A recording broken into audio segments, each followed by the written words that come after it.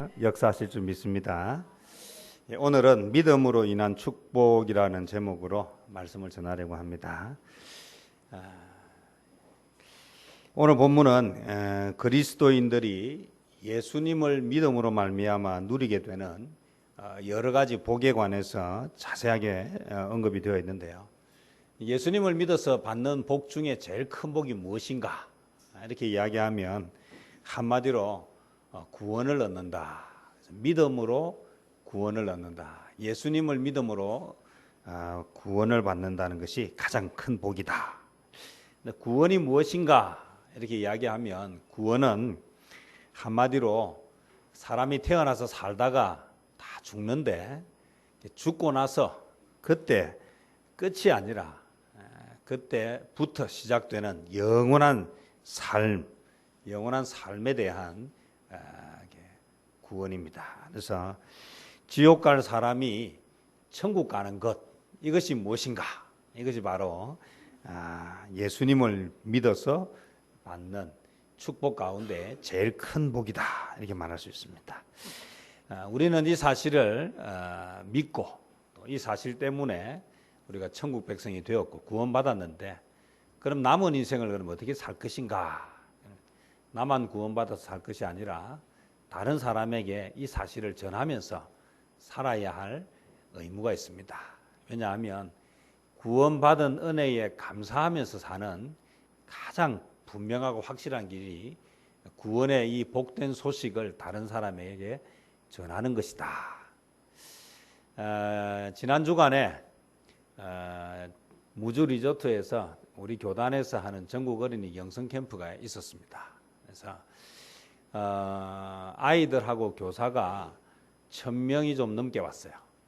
사실 아시다시피 얼마 전까지 메르스라고 하는 이 전염병 때문에 온 나라가 참 많은 어려움을 겪었고, 또 이것으로 인해서 또 생명을 잃은 사람, 가족을 잃은 사람들이 있었습니다. 근데 무서운 것은 이게 전염성이 얼마나 강한지, 그래서 열만 나도 우리가 메르스를 의심할 정도로 그렇게 심각했죠. 그러다 보니까 무주 리조트에 예약되어 있었던 많은 캠프들이 있었고 모임들이 있었는데 모임들이 전부 취소가 됐어요. 취소하지 않은 유일한 모임이 우리 교단에서 하는 전국 어린이 영성 캠프였고요. 사실 캠프를 하느냐 마느냐 가지고 긴급하게 회의도 여러 번 열렸습니다. 근데 마지막까지 취소하지 않고 일단은 경과를 지켜보고 기도하자 했는데 메르스 영향 때문에 등록 자체가 잘 이루어지지 않았어요. 그래서 실제 1차와 2차의 등록 숫자가 500명 정도밖에 되지 않아서 이걸 계속 끌고 가기가 어렵지 않느냐. 그래서 최종적으로 내린 결론이 그러면 1차, 2차를 합해서 한 차수라도 그렇게 하면 어떻나, 그렇게 해서 했는데 감사하게도 그렇게 결정하고 나서 우리 아이들과 교사들이 등록을 해서 1000명이 넘게, 저희들이 이제 생각한 것은 600명 이상만 배워도 행사를 해야지 했는데 1000명 이상의 사람들이 모여서 은혜롭게 캠프를 잘 마쳤습니다.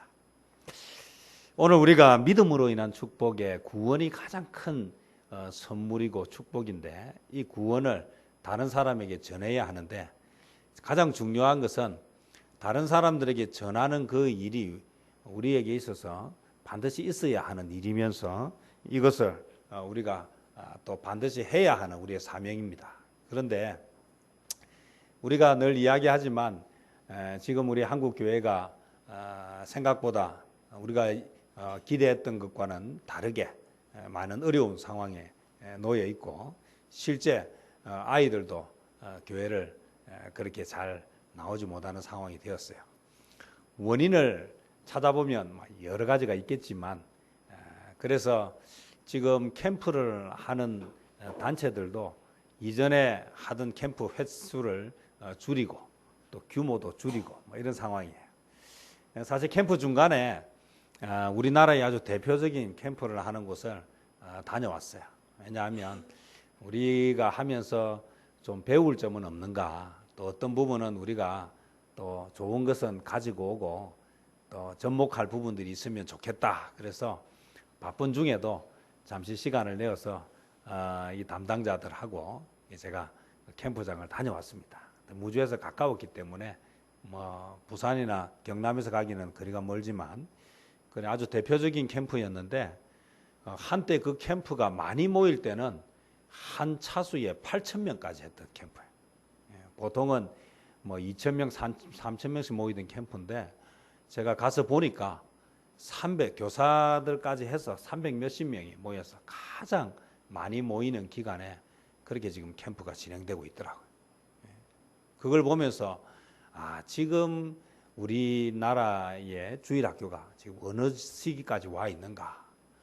그래서 처음에는 뭔가 좀 배울 것이 있으면 배웠으면 좋겠다 하는 마음을 가지고 갔었는데, 제가 가서 보면서 지금 한국 교회의 우리 주일학교 다음 세대가 어디까지 지금 약해졌는가라는 것을 보니까 마음이 두 가지 마음이 들어요. 마음이 참 찹찹한 생각이 들고요. 그러면서 어떻게 해야 할 것인가, 뭘 해야 될 것인가, 이런 생각을 하게 되는. 그래서 마음이 무거우면서 또 그래서 지금 뭔가를 해야 하는 책임의식, 이 두 가지 마음을 가지고 돌아왔습니다. 그러면서 제가 우리 영성 캠프가 취소하지 않고 그런 여러 가지 이야기들이 있었지만 그래도 마지막까지 기도하면서 기다렸다가 이 1,000명이 넘는 그런 아이와 교사들과 함께 캠프를 했다는 것이 참 감사하다라는 생각이 들었어요. 그 크고 좋은 무주 리조트에 캠프는 저희 교회 아이들밖에 없어요. 그 넓은 데를 또 전세낸 것처럼 그렇게 할 수 있었습니다. 제 마음속에 드는 한 가지 생각이 무엇인가? 우리는 구원받았는데 그럼 우리 자녀들은 어떻게 할 것인가? 이 예수 믿음으로 받는 이 구원의 이 놀라운 축복을 어떻게 우리 다음 세대, 우리 자녀들에게 전달할 것인가? 이전에 통계를 좀 내어보면요, 어릴 때부터 예수를 믿은 친구들이, 교회를 나온 친구들이 어른이 되어서도 교회를 나오기가 쉽고요. 그래도 어릴 때 교회를 한번 다녀왔던 아이, 기억을 가지고 있는 아이가 어른이 되었을 때 교회 나오는 확률이 많습니다. 그래서 어릴 때 교회를 전혀 접하지 못한 아이가 어른이 되어서 교회를 나오는 확률은 많지 않아요. 이것은 우리가 설문조사를 통해서 이미 다 나왔어요. 어른이 되어서 전도됐는데 물어보면 어릴 때 교회를 갔던 기억들이 있어요. 언제 교회를 갔습니까? 크리스마스 때, 또 여름 성경학교 때, 이런 때 교회를 갔던, 뭘 알고 간 게 아니에요. 그냥 친구 따라, 또는 뭘 주니까요, 먹을 것을 주고 학용품을 주고 선물을 주니까 그때 교회를 한 번씩 두 번씩 경험했던 사람들이 어른이 되었을 때에 전도를 하면 교회를 거부하지 않고 교회 나올 확률이 높다. 저는 이런 생각을 했습니다. 그렇다면 지금 우리 아이들에게도 교회를 접할 수 있는, 적어도 말씀을 접할 수 있고 찬양을 접하고 기도를 접할 수 있는 이런 장은 우리가 어떤 대가를 지불하더라도 포기해서는 안 되는 중요한 사역이다라고 하는 것을 확인하게 되었고요. 우리가 이 일을 하는 데 있어서 우리의 마음과 역량을 모아야 되겠다. 오늘 어려운 때일수록 우리가 마음을 모으고 또 이 일을 위해서 또 물질도 내고 시간도 내면 하나님께서 이 일을 통해서 놀라운 일을 하실 것이다. 결국 그 아이들 중에 누군가가 하나님의 특별한 소명을 가진 사람이 나온다면, 예를 들어서 우리 빌리 그레암 목사님 같은 분, 또 무디 선생님 같은 분, 이런 분들이 그들 중에서 나온다면 이 한국 교회의 다음 세대가 다시 하나님 앞에 돌아오고 예배하는 역사가 일어날 수 있다. 누가 될지 몰라도 우리가 적어도 그런 장을 만들어 줌으로 인해서 그 시간에 왔던 그 아이들 중에 특별히 하나님이 들어 쓰시는 전도의 귀한 인물들이 나올 수 있을 것이다 라고 생각하기 때문에 그게 많은 사람들이 후원도 하고 또 헌신도 하고 그렇게 봉사도 하고 하는 것입니다. 오늘 믿음으로 인해서 우리가 받는 축복, 첫 번째는 우리가 구원의 복을 받는다고 했고요. 두 번째로 믿음으로 받는 축복이 무엇인가 하면 하나님과 화평하게 되는 것입니다. 하나님과 화평한다는 것이 무엇인가? 이 세상을 살아가면서요, 신앙이 없다라고 생각하면요, 절망이 왔을 때 견디지 못할 거예요. 제가 늘 하는 이야기지만 저는 주님을 만나고 나서 저에게 가장 감사한 것 중에 하나는 제가 아직까지 살아있다라는 것입니다. 여러분, 살면서 힘든 일 없습니까? 살면서 딱 죽었으면 좋겠다 하는 이런 때 없습니까? 제가 요즘 청소년들 사역을 하다 보니까 그런 류의 책을 많이 보는데요. 아이들 조사해 보면요, 자살을 그렇게 많이 생각을 해요. 그리고 실제 우리나라는 전 세계에서 자살률이 가장 높은 나라예요. 왜 그럴까? 왜 사람들은 스스로 목숨을 끊는 그런 극단적인 방법을 선택할까? 무엇 때문입니까? 화평이 없는 거예요. 마음의 평안이 없는 거예요. 도대체 더 이상 내가 살아야 할 이유를 못 찾는 거예요. 근데 제가 유대인의 교육을 제가 공부를 해보니까요, 유대인 아이들은 자살이라는 것을 잘 생각하지 않고 자살하는 아이가 별로 없어요. 여러분, 왜 그들은 이 자살이라는 것을 생각하지 않을까? 심지어는 우리나라는 사춘기 아이들 중2병이라고 해서 이게 심각한 청소년들이 겪는 그런 아픔인데요. 물론 중2라고 해서 그럼 중2만 그렇고 중1이나 중3은 안 그렇다 그런 얘기가 아니에요. 이 사춘기라고 하는 이 시대를 지나가면서 이 아이들이 겪는 그 어려운 시기들. 그래서 아이들이 왜 그렇게 친구에 집착할까? 왜 혼자 있으면 가만히 있다가도 왜 친구하고만 같이 있으면 이건 도저히 상상할 수 없는 행동들을 거침없이 하는 것일까? 거기에는 여러 가지가 있는데 궁극적으로 한마디로 정리를 하자면 부모와의 관계 때문에 일어난다. 그 부모와의 관계 중에서 제일 중요한 것은 아버지와의 관계다. 그래서 유대인들은 그럼 어떻게 하는가 보니까 이 아버지하고 가족들, 특히 자녀들하고 대화하는 시간을 많이 가져요. 지금 한국은 아버지 부재가 심각합니다. 그래서 자녀와 아버지가 대화를 나누는 일을 찾기가 어려워요. 조사를 해봤습니다. 자녀와 하루에 얼마나 대화를 하는가 했더니요, 여러분, 아버지와 자녀들이 하루에 나누는 대화가 37초입니다. 하루에 37초를 이야기하는 거예요. 여러분, 37초 동안 무슨 이야기를 하겠습니까? 그럼 아빠가 주로 자녀들에게 하는 말이 뭐겠습니까? 밥 먹었나? 공부 잘하나? 열심히 해라. 이런 말을 하면 지금 몇 초 되겠습니까? 이거 모으면 5초도 안 되겠죠. 37초는 평균이에요. 그러면 절반의 사람들이 37초도 하루에 자녀와 대화를 하지 않고 살고 있다. 그런데 어떻게 자녀들의 마음속에 아버지라고 하는 자리가 있을 수 있겠는가? 아버지의 부재가 너무 심각한 거예요. 그리고 자녀 교육을 위해서 기러기 아빠를 만들고 나면요, 이 아이가 아버지와 대화를 하지 못해서, 그럼 이 아이는 크면서 아버지라고 하는 존재를 불편하게 여긴다는 거예요. 저는 TV를 거의 보지 못해서 내용을 잘 알지는 못하는데요, 아버지와 다 큰 자녀들과 특히 딸과의 대화가 어색했어요. 이걸 도대체 뭘 어떻게 해야 될지 잘 모르는 상황들이 벌어지고 있어요.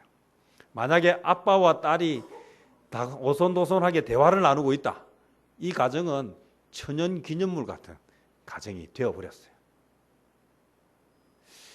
오늘 하나님 아버지와의 관계도 지금 요즘 아버지와 자녀들과의 관계처럼 너무 멀어져 버리진 않았는가?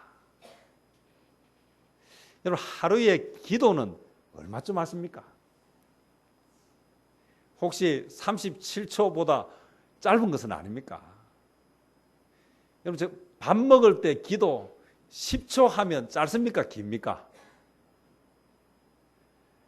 기도 한번 여러분 시간을 한번 재서 기도를 한번 해보십시오. 식사할 때 하는 기도. 눈 감고 10초는요 상당히 깁니다. 해봅니다. 저는 대부분의 사람들이 밥 먹을 때 기도를 10초 이상 잘 하지 않는다고 생각해요. 그런데 그나마 기도도 식사 3번 하면 30초 정도 될 것 같고요. 그 외에 특별히 기도를 하지 못하며 살아간다면 하나님과의 관계는 어떨 것 같습니까? 우리 안에 요즘 아이들 속에 아버지의 부재처럼 혹시 우리 성도들 사이에 하나님의 부재는 어떤가? 하나님 아버지의 부재로 인해서 오늘 내가 살면서 어떻게 하나님과 대화해야 되는지도 모르고 그래서 기도하라고 눈을 감고 통성기도 3분 하자 그러면 3분이 너무 길어서 도대체 무슨 말을 해야 될지 모르는 상황은 아닌가. 여러분, 믿음이라고 하는 것은 하나님과 화평하는 것이고 하나님과 교제하는 것입니다. 기도가 길어져야 돼요. 자녀와의 대화가 풍성해질 때 이 자녀들이 건강하게 자라요. 그래서요, 유대인 자녀들 중에는요, 건강한, 물론 유대인 자녀 중에도 문제가 있는 아이들이 있지만 아버지와 식탁의 교제를 잘 나누고 있는 아이들은요, 특별히 뭐가 없느냐, 자살하는 아이들이 없고 또 사춘기를 겪지 않는데요. 왜냐하면 사춘기의 문제는 뭐냐면 내 마음속에 있는 고민을 털어놓을 데가 없는 거예요. 그래, 요즘 아이들이 왜 친구에 그렇게 집착하는가 하면 내 고민을 누가 들어줍니까? 친구가 들어주는 거예요. 누구도 들어주지 않아요. 아빠도 들어주지 않고 엄마도 들어주지 않아요. 엄마는 만나면 뭐만 합니까? 잔소리만 하는 거예요. 아빠는 한 번씩 만나면 뭐 합니까? 잘 보이지도 안 하다가 한 번씩 오면 피곤하니까 뭐만 합니까? 잠만 자고 그러다가 불같이 화를 내고. 그러니 어떻게 그 가정에 자녀들이 마음 둘 곳이 있겠는가? 자녀와 함께 대화하는 것입니다. 오늘 학교에서 뭘 배웠니가 아니라 오늘 학교에서 선생님에게 무엇을 질문했니? 학교는 배우는 곳인데 배우는 것은 두 가지가 있습니다. 들어서 배우는 것이 있고 질문해서 배우는 것이 있습니다. 우리나라의 교육의 핵심은 어떻게 합니까? 배우는 것을 들어서만 배운다는 것입니다. 학교에서 하루 종일 듣고 어디 가서 또 듣습니까? 학원 가서 하루 종일 듣는 거예요. 뭘 하지 못합니까? 질문을 하지 못하는 거예요. 지난번에 제가 한번 말씀드린 적이 있죠. 오바마 대통령이 한국에 와가지고 그 전 세계의 기자들을 모아놓고 그렇게 다 기조 연설을 하고 나서 질문 받는 시간이 있었어요. 보통은 사전에 질문이 다 정해져 있기 때문에 질문하라고 하면 손은 다 들지만 이미 누가 대답할지 어떤 질문을 할지 다 정해져 있는 각본대로 움직이는데 이 오바마 대통령이 오바를 해가지고 예상이 없는 특별한 시간. 저는 한국을 너무 사랑하고 한국의 교육을 너무 좋아하기. 그래서 한국 기자들에게만 예정에 없던 특별한 질문, 어떤 질문도 좋습니다라고 했는데 문제는 한 사람도 질문을 하지 못했다는 거예요. 오늘 저와 여러분 예수 믿지 않습니까? 우리 하나님 믿지 않습니까? 하나님과 대화가 되지 않는다면 어디서 우리가 화평을 찾을 수 있겠습니까? 가정이 왜 좋습니까? 가정은요, 지치고 힘들고 피곤할 때 위로받는 것이고 새 힘을 얻는 것이고 여기에서 회복되어지는 거죠. 물론 떨어져 있어서 자주 보지 못해도요, 전화라는 것도 있고요. 이전에는 뭐가 있었습니까? 편지가 있어가지고요. 다 그렇게 몸은 떨어져 있을 수 있지만 뭐가 가까워야 됩니까? 마음이 가까워야 돼요. 대화가 일어나면 요즘 얼마나 좋습니까? 스마트폰이 있었어요. 요즘은 전화비를 주지 않고도 통화를 할 수 있는 게 너무 좋아요. 인터넷 폰으로 하니까 국제전화요. 제가 번호를 잘못 눌러가지고요. 이게 이름만 보고 핸드폰을 눌러야 되는데 누르다 보면 070 전화를 가지고 외국에 있는 사람한테 전화가 가요. 근데 전화를 급하게 끊지도 않아요. 왜 그렇습니까? 인터넷 폰은 이제 더 이상 뭐가 부과되지 않습니까? 요금이 부과되지 않아요. 지구 반대편에 있는 자녀하고도요. 전화로 대화를 해서 몇십 분, 심지어는 1시간 이상씩 대화를 할 수 있다면 아주 건강한 가정이라고 말할 수 있습니다. 오늘 가정은 삶에 지치고 피곤한 사람들이 모여서 힘을 얻고 회복되어지는 곳이 되어야 하듯이요. 오늘 우리가 하나님을 믿는다는 것은요, 하나님 때문에 우리 마음이 회복되어지고 힘이 나야 하는 것입니다. 여러분, 삶이 지치고 힘든데 주일날 교회에 와서 하나님 앞에 드리는 이 예배가 우리의 삶을 회복시키고 영혼을 새롭게 만드는 축복의 시간이 되어야 합니다. 집에 들어가면 집이 너무 싫으면 어떻게 하겠습니까? 그 가정이 어떻게 화목한 가정이 될 수 있으며 가정의 역할을 제대로 한다고 할 수 있겠습니까? 여러분, 믿음으로 인한 축복 중에 가장 큰 축복은 구원이라면 그 다음으로 큰 축복은 하나님과 화평하는 것이고 그것 때문에 힘을 얻고 또 한 주간을 살아갈 수 있는 에너지, 재충전을 하는 것입니다. 여러분, 이 주일이 저와 여러분에게 힘이 되기를 축복합니다. 여러분, 말씀 때문에 말씀을 전하기 전과 말씀을 전하고 난 후 저의 마음이 참 다릅니다. 여러분 어떻습니까? 말씀을 듣기 전과 말씀을 듣고 난 후가 다르십니까? 좀 달라야 합니다.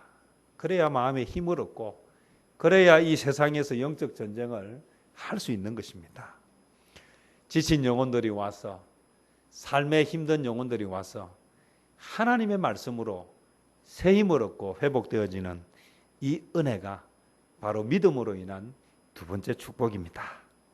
마지막으로 믿음으로 인한 세 번째 축복은 영광을 바라고 즐거워하는 것입니다. 영광을 바라고 즐거워한다. 이건요, 오늘 우리가 꿈이 있는 사람은 왜 역경을 이기는 줄 아십니까? 꿈이 있는 사람은 왜 어려움을 견디는 줄 아십니까? 그는 꿈을 이루었을 때 주어지는 뭐가 있기 때문입니까? 상이 있기 때문에, 보상이 있기 때문입니다. 그래서요, 사업을 하는 사장은 어려움이 와도 끝까지 견디지만요, 직원은 어려움이 오면 어떻게 합니까? 그만두는 거예요. 여러분, 꿈은 그런 것입니다. 꿈은 어렵다고 절대로 포기하지 않습니다. 내 안에 하나님이 주신 꿈, 내가 영원한 하나님 나라에서 받을 상급, 이걸 생각하기 때문에 뭐를 이기게 됩니까? 환난을 이기게 됩니다. 환난을 견디게 됩니다. 그래서 환난이 와도 뭐합니까? 즐거워하는 것입니다. 왜냐하면 이 환난을 통해서 인내를 만들어내고 이 인내를 통해서 결국 연단되어지고 결국 시간이 지났을 때 뭐를 이룹니까? 꿈을 이루게 되는, 소망을 이루게 된다는, 이것 때문에 견디는 것입니다. 돈을 벌어서요, 수중에 돈이 생겼습니다. 쓰는 것 참 즐겁지요. 쓰는 즐거움하고요, 쓰지 않고 모으는 즐거움하고요, 어떤 즐거움이 크겠습니까? 모으는 즐거움이 크다는 사람은 모으는 사람들이고요, 쓰는 즐거움이 크다는 사람은 쓰는 사람이에요. 나중에 어떻게 될 것 같습니까? 모은 사람과 쓰는 사람은 나중에 완전히 달라진다는 사실입니다. 여러분, 우리가 왜 환난 가운데서 인내할 수 있는 줄 아십니까? 무엇을 보기 때문입니까?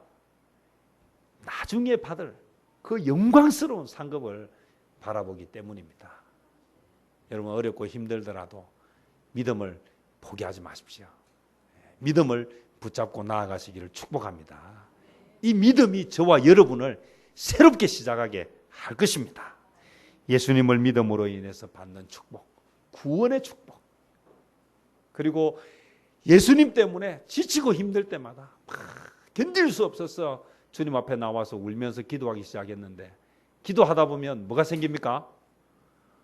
기쁨이 생기는 것이고 소망이 생기는 것이고 다시 일어날 수 있는 힘이 생기는, 그리고 결국에 갔을 때 주님 앞에 섰을 때 받을 상급이 있기 때문에 이것이 우리로 하여금 믿음이 주는 놀라운 축복이라는 사실을 꼭 기억하시고, 어떤 상황 가운데에서도 결코 포기하거나 좌절하지 마시고 끝까지 견디는 저와 여러분 되시기를 축복합니다. 살면서 오는 많은 어려움들이 있습니다. 여러분 지금 많은 어려움들이 있죠. 각자 나름대로 기도의 제목들도 있고 힘든 시간들이 있습니다. 그러나 주님이 주시는 그 큰 은혜와 상급을 바라보고 오늘도 소망 가운데 즐거워하면서 승리하는 삶을 사시기를 축원합니다. 기도하겠습니다. 주님 감사합니다.